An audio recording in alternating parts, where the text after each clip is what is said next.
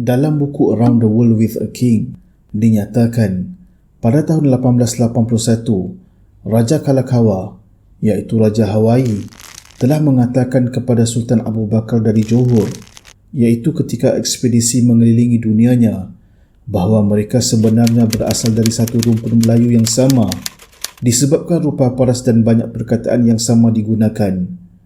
Raja Kalakaua juga mengatakan kepada Raja Siam bahawa orang Polinesia mempunyai darah Melayu, dan Raja Siam pula menyatakan bahawa sebahagian Siam juga adalah Melayu dan kita adalah bersaudara.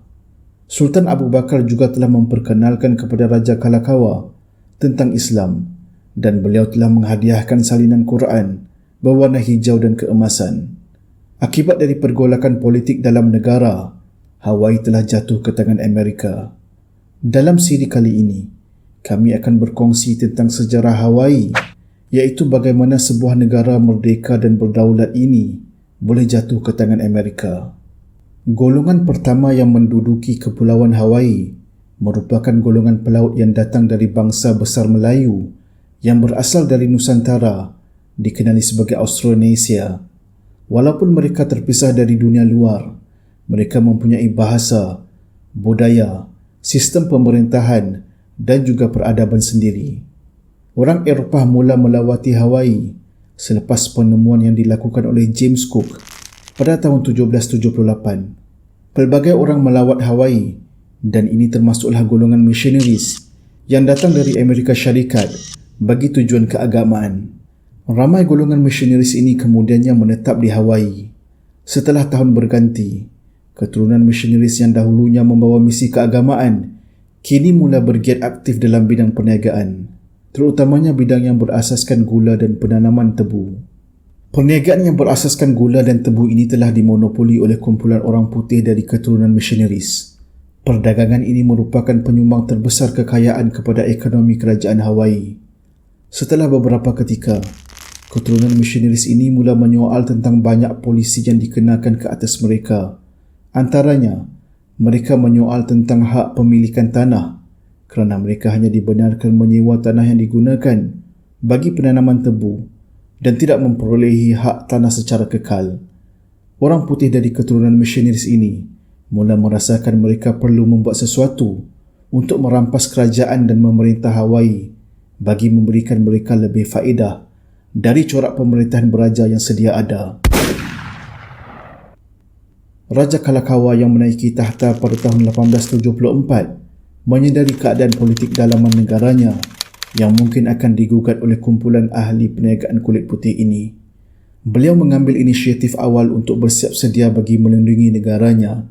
Ini termasuklah dengan membuat pelan pasukan tenteranya sendiri dan juga memperkenalkan idea slogan seperti Hawaii for Hawaiian atau Pulau Hawaii untuk orang Hawaii. Satu organisasi rahsia yang dikenali sebagai Hawaiian League telah ditubuhkan, dan ia terdiri dari kumpulan orang kulit putih dari keturunan missionaries. Misi utama mereka adalah untuk menjatuhkan kerajaan Hawaii dan mendapatkan perlindungan di bawah Amerika Syarikat. Lorin Andrew Thurston, seorang peguam, ahli politik, telah menjadi ketua secara tidak rasmi bagi organisasi ini.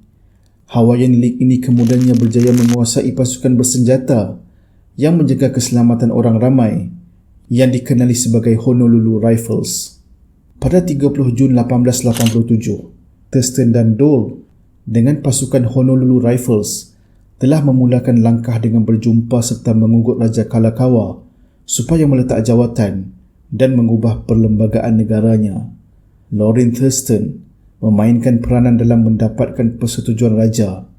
Satu perlembagaan telah ditandatangani pada 6 Julai 1887. Perlembagaan ini dikenali juga sebagai Perlembagaan Bayonet kerana ia menggunakan kekerasan untuk mendapatkan persetujuan raja.